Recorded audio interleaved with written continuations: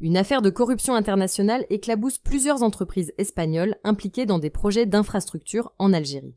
La justice espagnole a engagé des poursuites contre 23 individus, soupçonnés d'avoir orchestré un vaste système de corruption et de blanchiment d'argent entre 2009 et 2013. Les faits portent sur 2 projets majeurs réalisés en Algérie avec des fonds publics et attribués à des entreprises espagnoles dans des conditions jugées suspectes.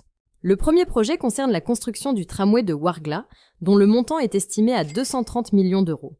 Le second implique la station de dessalement d'eau de mer de Tlemcen pour un montant avoisinant les 250 millions d'euros. Dans les 2 cas, les entreprises adjudicataires sont accusées d'avoir versé des pots de vin à des responsables algériens pour sécuriser les contrats. Parmi les sociétés citées figurent Teleconor, Rover Alcaliza et Assigna. Selon l'accusation, ces entreprises auraient mis en place un réseau complexe de sociétés écrans domiciliées aux Émirats arabes unis, en Suisse, aux Pays-Bas ou encore en Irlande.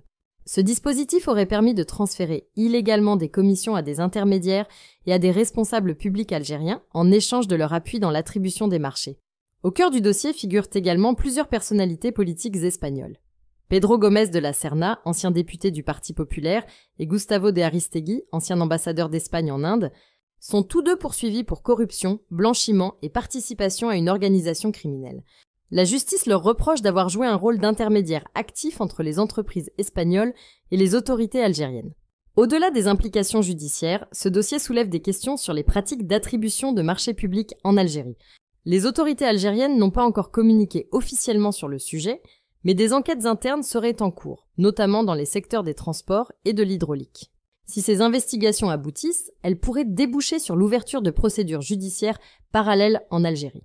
L'affaire met en lumière les relations opaques entre certains groupes économiques européens et des segments de l'administration algérienne. Elle pose également la question de la transparence et du contrôle des investissements étrangers dans les projets d'infrastructures publiques.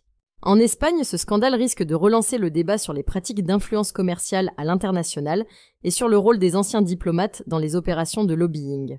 Ce dossier, qui mêle politique, affaires et diplomatie, pourrait avoir des répercussions durables sur la coopération économique entre l'Algérie et certains partenaires européens. Si la vidéo d'aujourd'hui vous a plu, n'oubliez pas de vous abonner pour ne pas manquer nos prochaines vidéos.